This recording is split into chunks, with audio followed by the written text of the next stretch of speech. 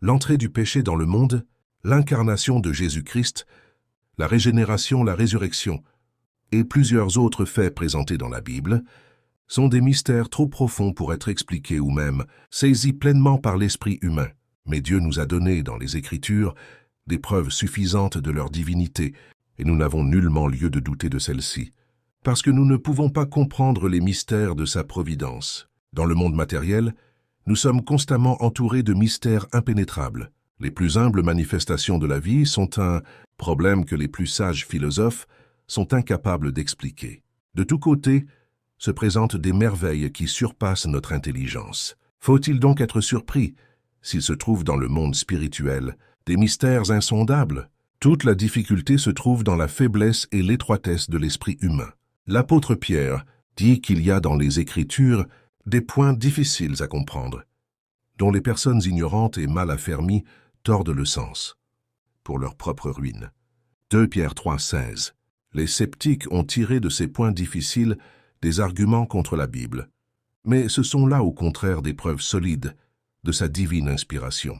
Si elle ne nous disait de Dieu que des choses aisées à comprendre, si l'esprit borné de l'homme pouvait facilement embrasser sa grandeur et sa majesté, la Bible ne porterait pas le sceau indubitable de l'autorité divine. La grandeur même et le mystère des thèmes qui y sont traités devraient nous porter à croire qu'elle est la parole de Dieu.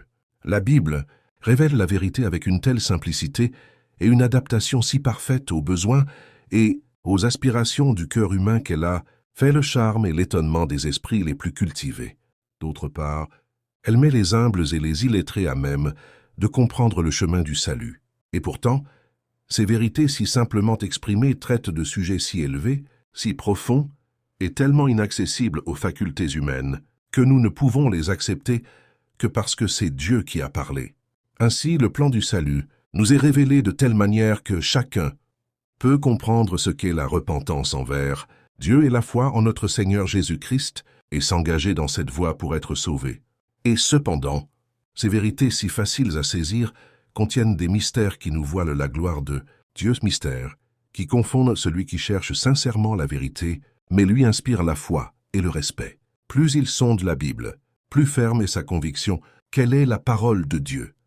La raison s'incline devant la majesté de la révélation divine. Se rendre compte que la compréhension parfaite des grandes vérités de la Bible nous échappe, c'est simplement reconnaître qu'un esprit borné est incapable de concevoir l'infini, que l'homme, avec ses connaissances limitées, ne peut saisir les desseins de l'Omniscient.